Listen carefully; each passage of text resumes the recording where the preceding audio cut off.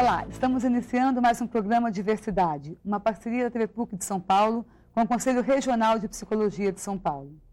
As inúmeras rebeliões que aconteceram no estado de São Paulo, em várias unidades prisionais em fevereiro, surpreenderam a muitos de nós e deixaram à mostra a falência do sistema penitenciário paulista e brasileiro. Grupos como o Primeiro Comando da Capital, o PCC, surgiram para atuar aonde o Estado falhou. No início eram pequenos grupos de sentenciados que se uniam para reivindicar coisas como visitas íntimas, revisão de processos, condições ideais de alojamento e de alimentação, enfim, coisas que a lei determina, mas o Estado não oferece. E agora se sentem no direito de confrontar e ameaçar o Estado. Nossas prisões estão superlotadas. Presos que vêm com históricos bastante diferentes convivem no mesmo clima de barbárie, onde a corrupção, as gangues, a tecnologia, as drogas se unem para um resultado bastante explosivo como este que acabamos de ver. Neste quadro todo, a psicologia prisional não consegue oferecer tudo aquilo que poderia dentro desse sistema de trabalho. A legislação hoje prevê que um prisioneiro, ao entrar na prisão, tem direito a uma avaliação psicológica e direito a um acompanhamento psicológico durante todo o em que ele cumpre pena. Mas na prática não é isso que acontece. O trabalho do psicólogo se resume muitas vezes a escrever os chamados laudos periciais, e estes acabam se restringindo a um único contato com o sentenciado. Enfim, é um trabalho sob pressão, sob uma grande pressão, num clima duro e que muitas vezes não consegue chegar àquele resultado que poderia, aquela melhora que poderia estar oferecendo no sistema prisional. Para conversar conosco hoje sobre essas questões, essas dificuldades e também sobre as propostas de enfrentamento delas, nós temos aqui conosco hoje o Elcio dos Santos Siqueira, psicólogo, coordenador da Comissão de Justiça do Conselho Regional de Psicologia de São Paulo. O Rodolfo José Pimenta, um ex-reeducando do Presídio Franco da Rocha e assessor do vereador Wilson Bueno em Franco da Rocha. E temos Milton Santos Santana, psicólogo, que atua no Presídio Franco da Rocha, professor do Centro Educacional e Tecnológico Paula Souza e do CIAP em testes psicológicos. Para começar um pouco, situando a questão que a gente está tratando hoje, Elcio, como é que a gente pode estar olhando o sistema prisional? Que tamanho que ele tem no estado de São Paulo? Mais ou menos quantos presos a gente tem hoje? Quantos presídios? Bom, o sistema hoje conta por volta de 70 unidades que não estão ainda dando conta do número de presos que se tem a cada mês. Na verdade, pelos dados que existem, você teria que construir um presídio por mês, já que está se prendendo por volta de 800 pessoas mensalmente. Há uma defasagem, sim, muito grande no número de vagas, mas principalmente porque se aplica de uma maneira exagerada a pena de reclusão. Há maneiras alternativas de aplicação de pena que o Estado tem pouco utilizado. Em um número mais ou menos de presos no Estado, é por torno de 85 mil presos. É um número bastante grande, na verdade, para o tamanho que a gente tem hoje de vagas dentro dos presídios. Sim. Acho que a gente pode falar isso hoje. Há uma superlotação dos presídios acontecendo dentro do Estado. Né? Sim. E nesse cotidiano dos presídios, Rodolfo, como é que a gente poderia estar descrevendo 85 mil pessoas no Estado vivem em reclusão dentro de presídios. Como é que é este cotidiano dessas pessoas dentro dos presídios? Se torna difícil, né? Tanto para os funcionários como para os presos também. Porque você vai aglomerando um depósito de pessoas, um depósito podemos dizer, dos prisioneiros, e aí vai estar dando aquela mistura, né? Um que matou, outro que traficou, outro que estrupou, outro que cometeu pequenos delitos, eles vão estar englobados, tudo junto ali. Então, quer dizer, vai se trocando as ideias, se trocando as experiências, então se torna uma faculdade do crime. E essas necessidades básicas do dia a dia, né? Você ter um sabonete, a gente ouve na imprensa que essas questões não são supridas pelo Estado e acaba tendo que ter uma organização interna. Isso acontece assim? Na maior parte dos presídios, podemos dizer que 99% dos presídios acontece isso. Como funciona esse sistema é assim. O preso que está lá, ele tem por direito que o governo dá as condições básicas dele, de higiene básica. Sabonete, papel higiênico, pasta de dente, barbeador. Uma vez que o próprio sistema ele obriga o preso a andar barbeado, então teria que dar as condições dele se barbear. Mas não é assim que acontece. Se o preso tem a família que leva, muito que bem. Se tem aquele preso que não tem, ele tem que estar fazendo uma atividade dentro do presídio. Aí vai estar lavando uma roupa, limpando um xadrez de outras pessoas que têm condições de estar pagando para ele isso. E muitas das vezes está sendo usado como o laranja, né? O laranja é aquele que segura a faca, a droga, trafica, porque o traficante mesmo, o grandão, o tubarão não aparece. Então, aí eles já vão manipulando essas pessoas que não têm condições de se manter dentro do presídio. E tem essa questão que o Rodolfo coloca de que as pessoas tiveram diferentes delitos e estão cumprindo pena no mesmo lugar. A lei prevê uma coisa diferente disto? A lei prevê, inclusive, um número de uma metragem, um espaço vital que o preso deve ficar dentro do presídio, né? Isso não é cumprido, né? A lei prevê também a questão do trabalho, né? Então, o Estado não pode tomar uma atitude paternalista, né? Por exemplo, ele teria que dar as coisas, ele teria que criar condição de trabalho e de espaço vital para que esse preso possa cumprir a sua pena que já foi imputada a ele. Então, realmente, o que o Rodolfo está falando acontece e é aquilo que sempre nós estamos debatendo na sociedade. A ausência do Estado em cumprir a lei. A lei existe. Ela não precisa ser reformulada, ela precisa ser cumprida na sua íntegra, né? Para garantir, novamente, a integridade dessa pessoa que está cumprindo a sua pena. Eu preciso que essa lei seja cumprida. E existem, o Elcio estava falando de um número grande de pessoas que são presas por mês, né? Existe, às vezes, algum movimento de construção de presídio, mas parece que tem uma progressão de pena, tem um regime semiaberto. As construções de presídios estão caminhando na direção de favorecer o regime semiaberto, por exemplo, ou não? Como é que fica isso? É uma coisa interessante, porque o discurso do governo do Estado, realmente, eles estão construindo presídios, casas de detenção provisória, centro de recuperação. Realmente, o governo do Estado está fazendo, né? Só que nós temos que pensar como esses presídios, como essa casa de recuperação, como essa detenção provisória está funcionando. Isso é uma coisa. Outra coisa que o Elcio colocou é a questão, se você tem 85 mil sentenciados, você tem que criar um número de presídios assim, absurdo, né, em relação do Estado. Então, a questão também da vaga, que não existe, e como funciona, né, essas unidades prisionais. Né? Elcio, esses 75 mil presos que estão hoje no sistema penitenciário de São Paulo, todos eles deveriam estar dentro do sistema de reclusão ou alguns poderiam estar já cumprindo algum outro tipo de pena, uma progressão de pena? Na verdade, o preso deveria estar passando pela lei, né, pela progressão de pena. Ele entra, quando é condenado ao regime fechado, está passando depois de um sexto da sua pena cumprida para o regime semiaberto, que é o regime mais brando, onde ele está trabalhando durante o dia e dormindo no presídio à noite.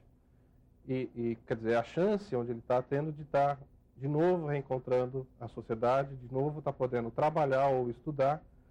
Só que hoje a gente tem uma grande...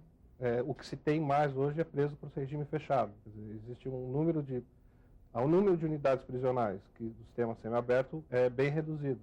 A ideia é você prender e se deixar ele o mais tempo possível lá dentro. Você tem até a condenação de presos em regime semiaberto que vão para o regime fechado porque não tem uma vaga no regime onde ele deveria estar. E ali ele fica aguardando, às vezes, 6, 7, 8 meses a sua transferência.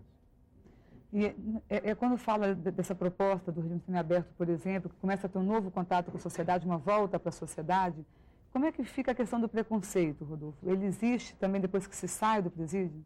Existe, é um preconceito muito grande, porque a sociedade cobra muito. Roubou, matou, tem que ir para a cadeia? Tem que ir para a cadeia, tá? Mas eu estou ali para cumprir a pena, tá? Do crime que eu cometi, né? E não para cometerem mais crime contra a minha pessoa. Porque a partir do momento que o preso vai para a cadeia, que o ladrão vai para a cadeia, cometeu um delito, vai para a cadeia, ele começa a ser roubado pelo governo desde o primeiro dia da pena dele até o último dia da pena. Porque é que nem a gente está falando há poucos instantes. Se tiver que fazer um suco, tomar um café, e a família tem que levar açúcar, tem que levar tudo para o preso. E aí o governo vai para a mídia e fala, ó, é tanto que a gente gasta, tanto, mas gasta no quê? Né? Isso já vai revoltando o preso e causa vários problemas. Uma vez colocado em liberdade, pessoas que deu um deslize, tá? Foi preso, cometeu um crime pequeno, pagou, vai tentar trabalhar, vai tentar se recolocar na sociedade, adquirir aquele respeito que ele perdeu. Mas aí o que acontece? Discriminação total. Né? A maior parte discrimina. Então o que a gente vai ter aí? Uma pessoa revoltada. Se no meu caso, tenho 4 filhos, preciso trabalhar. Se ninguém me der emprego, o que eu vou fazer? Peguei um diploma imenso. Tive lá professores de sequestro, de assalto a bancos, de tráfico.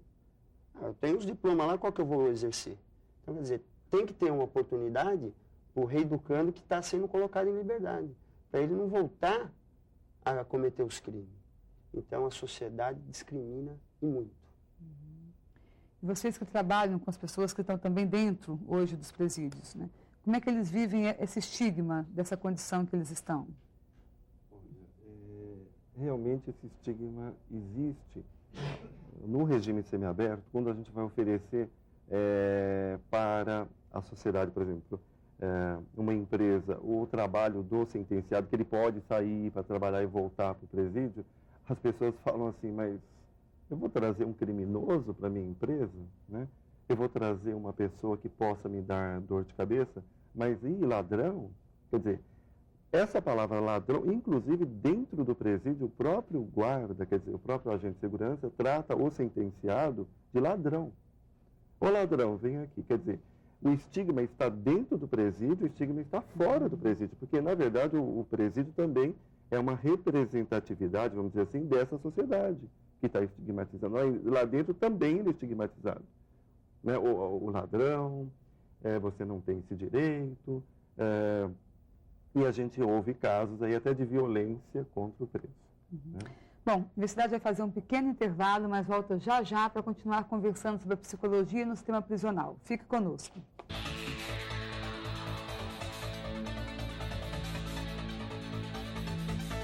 Se você tem mais de 14 anos e ainda não completou 18, já tem idade para participar do concurso contra a redução da idade penal e a favor da cidadania. As inscrições estão abertas e o concurso está dividido em 3 categorias: música, textos e fotografia. Também você, professor ou educador que trabalha com adolescentes, pode participar na categoria atividade educativa ou pedagógica. Todos concorrem a prêmios de R$ 1.800 e R$ 500. O regulamento e a ficha de inscrição estão à sua disposição no site do Conselho Regional de Psicologia de São Paulo ou na Secretaria do Concurso. Não perca a oportunidade de participar. As inscrições vão até 10 de maio.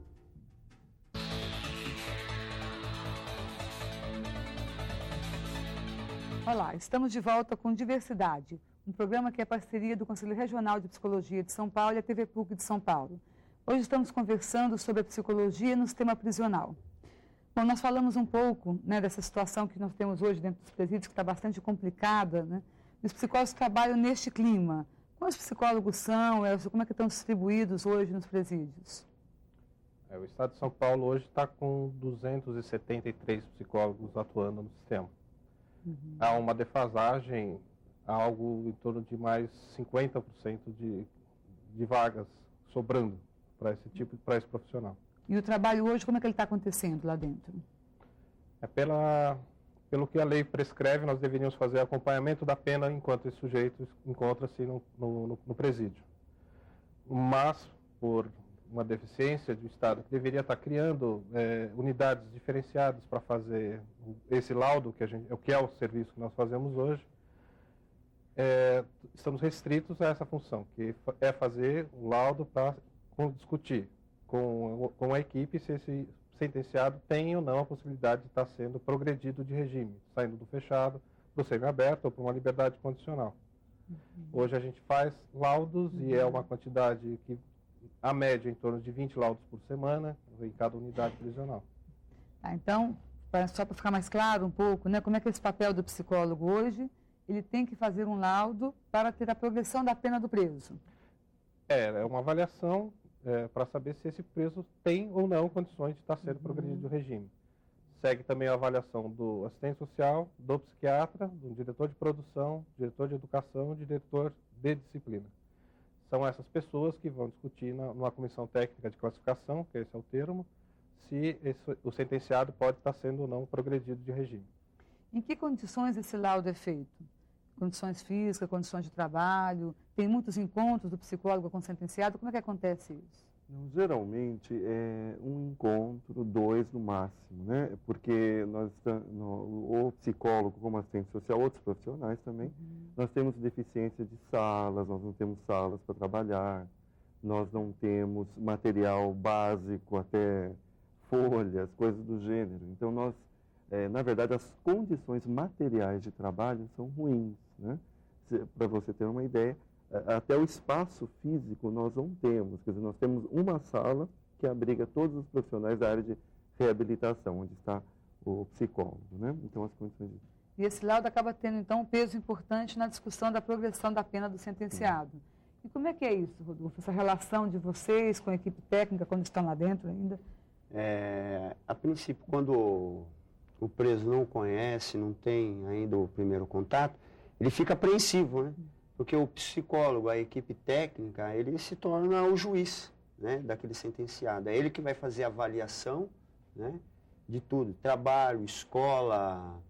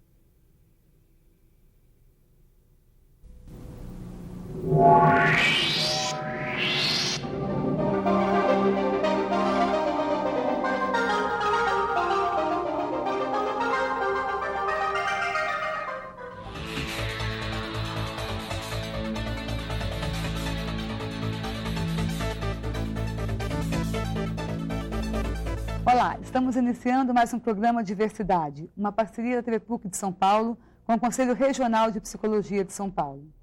As inúmeras rebeliões que aconteceram no estado de São Paulo em várias unidades prisionais em fevereiro surpreenderam a muitos de nós e deixaram à mostra a falência do sistema penitenciário paulista e brasileiro.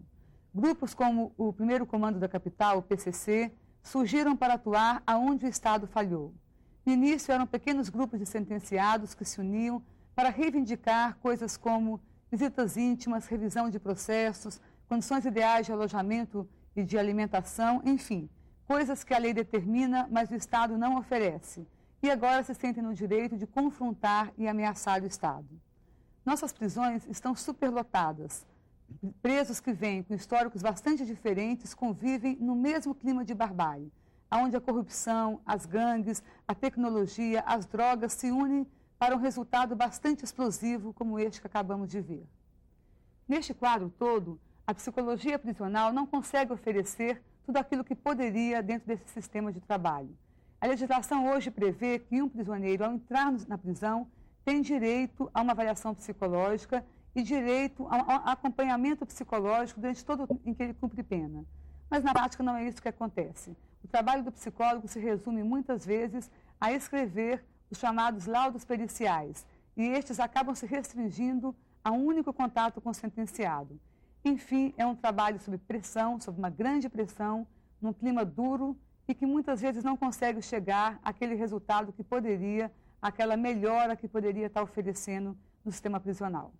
Para conversar conosco hoje sobre essas questões, essas dificuldades e também sobre as propostas de enfrentamento delas, nós temos aqui conosco hoje o Elcio dos Santos Siqueira, psicólogo, coordenador da Comissão de Justiça do Conselho Regional de Psicologia de São Paulo.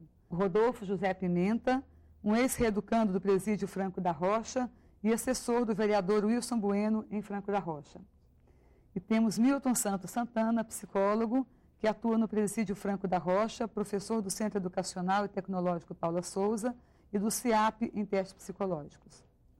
Para começar um pouco, situando a questão que a gente está tratando hoje, Elcio, como é que a gente pode estar olhando o sistema prisional? Que tamanho que ele tem no estado de São Paulo? Mais ou menos quantos presos a gente tem hoje? Quantos presídios? Bom, o sistema hoje conta por volta de 70 unidades que não estão ainda dando conta do número de presos que se tem a cada mês. Na verdade, pelos dados que existem, você teria que construir um presídio por mês, já que está se prendendo por volta de 800 pessoas mensalmente. Há uma defasagem, sim, muito grande no número de vagas, mas principalmente porque se aplica de uma maneira exagerada a pena de reclusão. Há maneiras alternativas de aplicação de pena que o Estado tem pouco utilizado. Em um número mais ou menos de presos no Estado, é por torno de 85 mil presos. É um número bastante grande, na verdade, para o tamanho que a gente tem hoje de vagas dentro dos presídios. Sim. Acho que a gente pode falar isso hoje. Há uma superlotação dos presídios acontecendo dentro do Estado. Né? Sim. E nesse cotidiano dos presídios, Rodolfo, como é que a gente poderia estar descrevendo 85 mil pessoas no Estado vivem em reclusão dentro de presídios. Como é que é este cotidiano dessas pessoas dentro dos presídios? Se torna difícil, né? Tanto para os funcionários como para os presos também. Porque você vai aglomerando um depósito de pessoas, um depósito podemos dizer, dos prisioneiros, e aí vai estar dando aquela mistura, né? Um que matou, outro que traficou, outro que estrupou, outro que cometeu pequenos delitos, eles vão estar englobados, tudo junto ali. Então, quer dizer, vai se trocando as ideias, se trocando as experiências, então se torna uma faculdade do crime. E essas necessidades básicas do dia a dia, né? Você ter um sabonete, a gente ouve na imprensa que essas questões não são supridas pelo Estado e acaba tendo que ter uma organização interna. Isso acontece assim? Na maior parte dos presídios, podemos dizer que 99% dos presídios acontece isso. Como funciona esse sistema é assim. O preso que está lá, ele tem por direito que o governo dá as condições básicas dele, de higiene básica. Sabonete, papel higiênico, pasta de dente, barbeador. Uma vez que o próprio sistema ele obriga o preso a andar barbeado, então teria que dar as condições dele se barbear. Mas não é assim que acontece. Se o preso tem a família que leva, muito que bem. Se tem aquele preso que não tem, ele tem que estar fazendo uma atividade dentro do presídio. Aí vai estar lavando uma roupa, limpando um xadrez de outras pessoas que têm condições de estar pagando para ele isso. E muitas das vezes está sendo usado como o laranja, né? O laranja é aquele que segura a faca, a droga, trafica, porque o traficante mesmo, o grandão, o tubarão não aparece. Então, aí eles já vão manipulando essas pessoas que não têm condições de se manter dentro do presídio. Tem essa questão que o Rodolfo coloca de que as pessoas tiveram diferentes delitos e estão cumprindo pena no mesmo lugar. A lei prevê uma coisa diferente disto? A lei prevê, inclusive, um número de uma metragem, um espaço vital que o preso deve ficar dentro do presídio, né? Isso não é cumprido, né? A lei prevê também a questão do trabalho, né? Então, o Estado não pode tomar uma atitude paternalista, né? Por exemplo, ele teria que dar as coisas, ele teria que criar condição de trabalho e de espaço vital para que esse preso possa cumprir a sua pena que já foi imputada a ele. Então, realmente, o que o Rodolfo está falando acontece e é aquilo que sempre nós estamos debatendo na sociedade. A ausência do Estado em cumprir a lei. A lei existe. Ela não precisa ser reformulada, ela precisa ser cumprida na sua íntegra, né? Para garantir, novamente, a integridade dessa pessoa que está cumprindo a sua pena. Eu preciso que essa lei seja cumprida. E existem, o Elcio estava falando de um número grande de pessoas que são presas por mês, né? existe às vezes algum movimento de construção de presídios, mas parece que tem uma progressão de pena, tem um regime semiaberto. As construções de presídios estão caminhando na direção de favorecer o regime semiaberto, por exemplo, ou não? Como é que fica isso?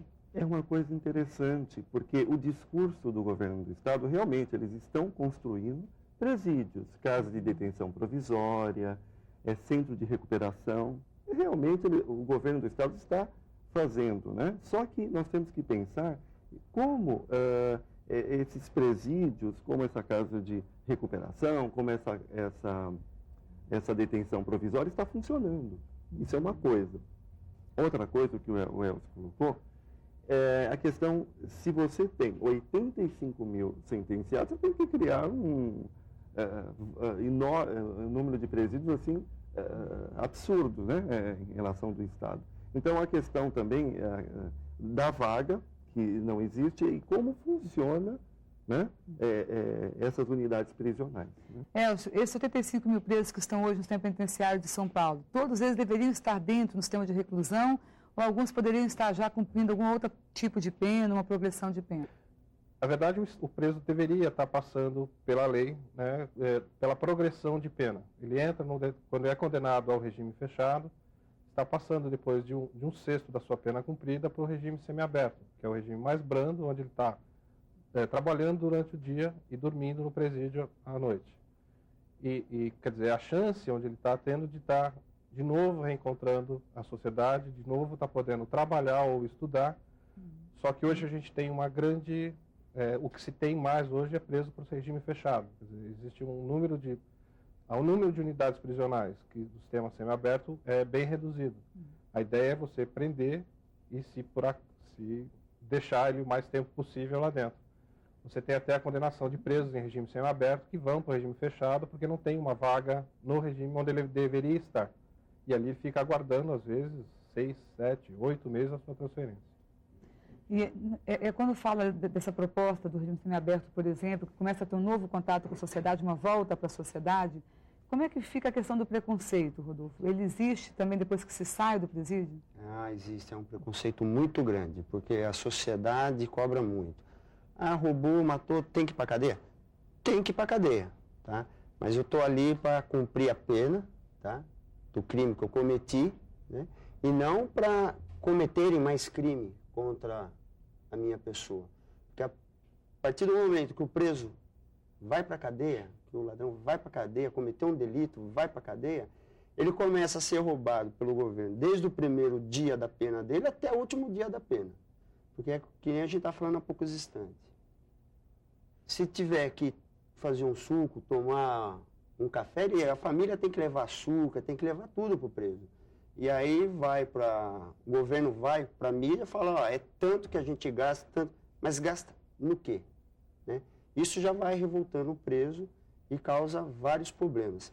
Uma vez colocado em liberdade, pessoas que deu um deslize, foi preso, cometeu um crime pequeno, pagou, vai tentar trabalhar, vai tentar se recolocar na sociedade, adquirir aquele respeito que ele perdeu.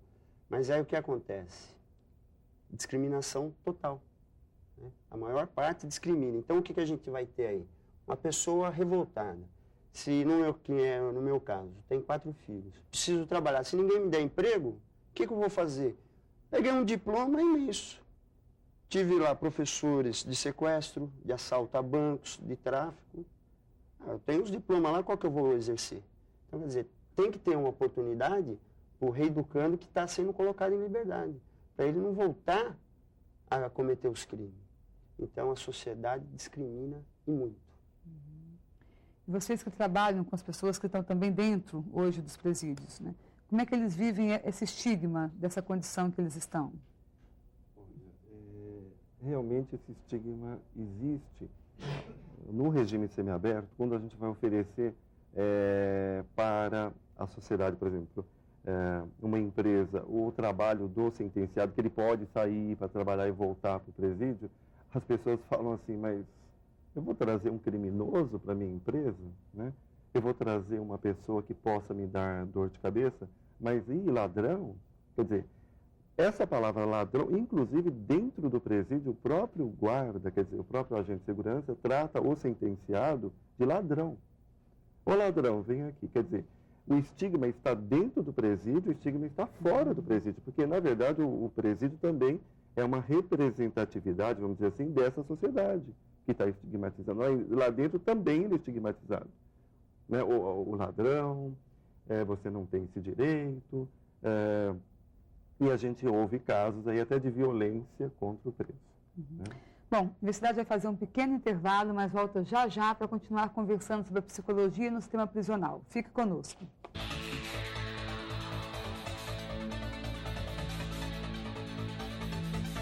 Se você tem mais de 14 anos e ainda não completou 18, já tem idade para participar do concurso contra a redução da idade penal e a favor da cidadania. As inscrições estão abertas e o concurso está dividido em 3 categorias: música, textos e fotografia.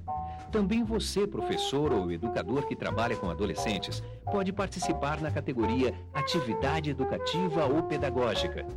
Todos concorrem a prêmios de R$ 1.800 e R$ 500. O regulamento e a ficha de inscrição estão à sua disposição no site do Conselho Regional de Psicologia de São Paulo ou na Secretaria do Concurso. Não perca a oportunidade de participar. As inscrições vão até 10 de maio.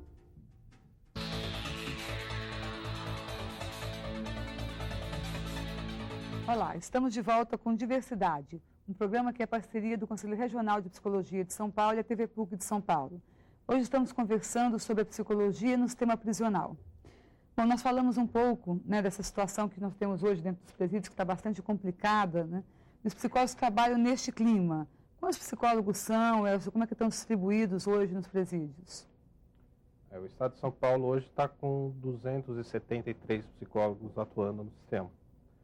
Há uma defasagem, algo em torno de mais 50% de vagas sobrando para esse profissional. E o trabalho hoje, como é que ele está acontecendo lá dentro? Pelo que a lei prescreve, nós deveríamos fazer acompanhamento da pena enquanto esse sujeito encontra-se no presídio. Mas, por uma deficiência do Estado, que deveria estar criando unidades diferenciadas para fazer esse laudo, que é o serviço que nós fazemos hoje, estamos restritos a essa função, que é fazer o laudo para discutir com a equipe se esse sentenciado tem ou não a possibilidade de estar sendo progredido de regime, saindo do fechado para o semiaberto ou para uma liberdade condicional. Hoje a gente faz laudos e é uma quantidade que, a média, em torno de 20 laudos por semana em cada unidade prisional. Então, só para ficar mais claro um pouco, né, como é que é esse papel do psicólogo hoje? Ele tem que fazer um laudo para ter a progressão da pena do preso. É uma avaliação para saber se esse preso tem ou não condições de estar sendo progredido do regime. Segue também a avaliação do assistente social, do psiquiatra, do diretor de produção, diretor de educação e diretor de disciplina. São essas pessoas que vão discutir numa comissão técnica de classificação, que esse é o termo, se o sentenciado pode estar sendo ou não progredido de regime. Em que condições esse laudo é feito? Condições físicas, condições de trabalho? Tem muitos encontros do psicólogo com o sentenciado? Como é que acontece isso? Geralmente é um encontro, 2 no máximo, né? Porque o psicólogo, como assistente social, outros profissionais também, nós temos deficiência de salas, nós não temos salas para trabalhar, nós não temos material básico, até folhas, coisas do gênero. Então, na verdade, as condições materiais de trabalho são ruins, né? Para você ter uma ideia, até o espaço físico nós não temos. Quer dizer, nós temos uma sala que abriga todos os profissionais da área de reabilitação, onde está o psicólogo, né? Então, as condições de... E esse laudo acaba tendo, então, um peso importante na discussão da progressão da pena do sentenciado. E como é que é isso, Rodolfo? Essa relação de vocês com a equipe técnica, quando estão lá dentro ainda? A princípio, quando o preso não conhece, não tem ainda o primeiro contato, ele fica apreensivo, né? Porque o psicólogo, a equipe técnica, ele se torna o juiz, né, daquele sentenciado. É ele que vai fazer a avaliação, né, de tudo, trabalho, escola, o dia a dia do preso. Aquela equipe vai estar avaliando para estar mandando para o juiz, para ele estar dando a decisão se o preso que está no fechado vai para o semiaberto, se o que está no semiaberto vai sair de liberdade. Então, ele fica apreensivo. A esperança, no fim do turno, está em cima da equipe técnica, né, dos reeducandos. E aí, de um lado, a gente tem, então, uma lei que prevê um atendimento mais global, um acompanhamento mais sistemático do sentenciado, de outro, uma prática que, na verdade, está se restringindo a um laudo feito com um encontro em condições precárias. E, no meio disto, hoje, no cotidiano do psicólogo, o que a gente tem conseguido produzir de alternativas para um trabalho de melhor qualidade? Você tem uma experiência de uma cooperativa que está acontecendo, como é que isso está se desenvolvendo? Isso, nós, no Presídio de Franco da Rocha, temos duas experiências, né? Uma que é das cooperativas que está em andamento nesse momento, e também nós tivemos